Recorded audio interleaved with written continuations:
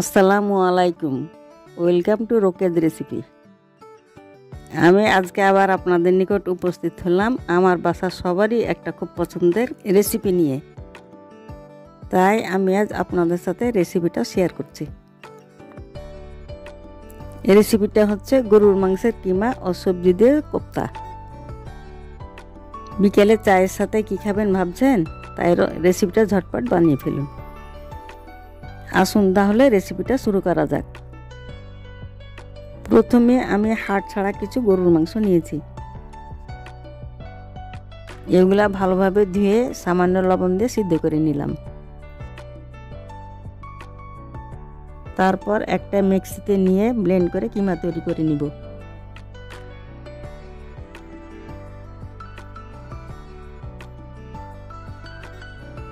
কিমাগুলো দেখতে ঠিক এই রকম হবে। কোপ্তা তৈরির জন্য আমি এখানে সবজি নিয়েছি ফুলকপি, বাঁধাকপি, গাজর ও আলু। সবজিগুলো খুব ছোট কুচি করে কেটে নিয়েছি।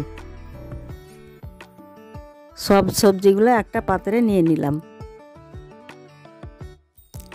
এবার 1.5 কাপ মাংসের কিমা দিলাম।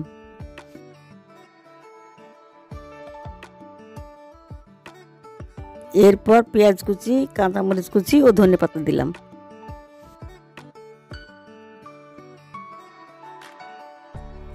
এবার দিলাম 1 চা চামচ আদা বাটা, 1 চা চামচ রসুন বাটা।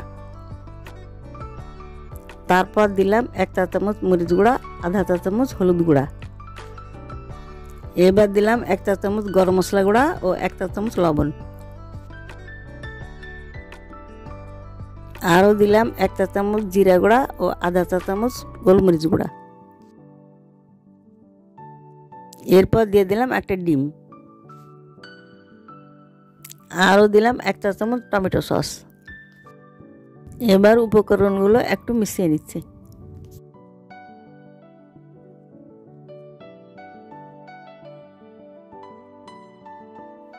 এখন দিচ্ছি 2 চা চামচ কর্নফ্লাওয়ার, 1 টেবিল চামচ চালের আটা দিলাম। 2 পিস পাউরুটি পানিতে ভিজিয়ে রেখে ভালোভাবে চিপে নিয়ে দিয়ে দিলাম। এখন এইগুলো একটু মিশিয়ে নিচ্ছি। সব শেষে 1 চা চামচ চিনি দিলাম।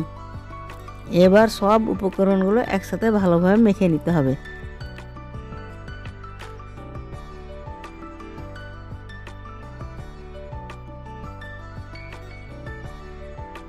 কোপ্তার উপকরণগুলো খুব ভালোভাবে মেশানো হয়ে গেছে।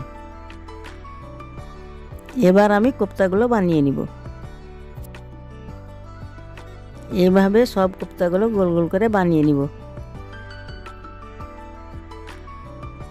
এইভাবে কোপ্তা বানিয়ে ডিপ ফ্রিজে ঘন্টাখানেক রেখে তারপর শক্ত হয়ে গেলে বক্সে ভরে রেখে দেওয়া যায়।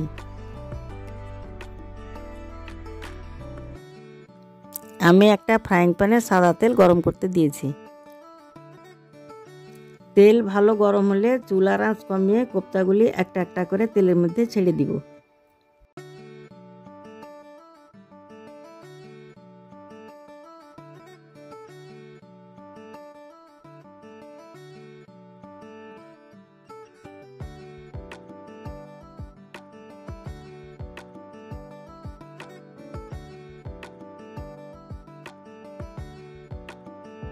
খুব হালকা জালে ভাজতে হবে, না হলে ভিতর কাঁচা থাকবে।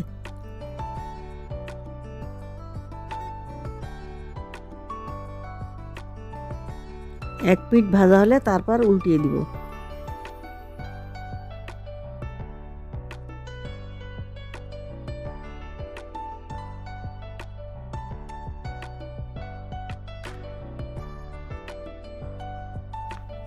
দুই পিঠ উল্টে পাল্টে ভালোভাবে ভেজে নিতে হবে।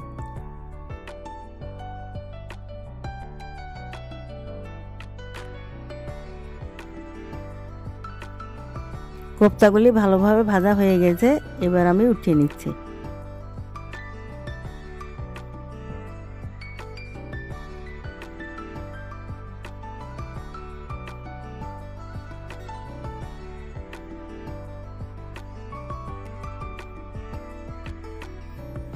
রেডি হয়ে গেল আমার মাংসের কিমা দিয়ে সবজি কোপ্তা। তো একবার খেলে আপনাদের বারবার খেতে ইচ্ছা করবে। আপনারা অবশ্যই বাসায় ট্রাই করবেন আর আমাকে কমেন্টস করে জানাবেন। এইরকম রেসিপি পেতে আমার চ্যানেলটিতে সাবস্ক্রাইব করতে ভুলবেন না যেন, আর বেশি বেশি শেয়ার করবেন। আজকে এ পর্যন্তই, পরবর্তী রেসিপি দেখার আমন্ত্রণ রইল।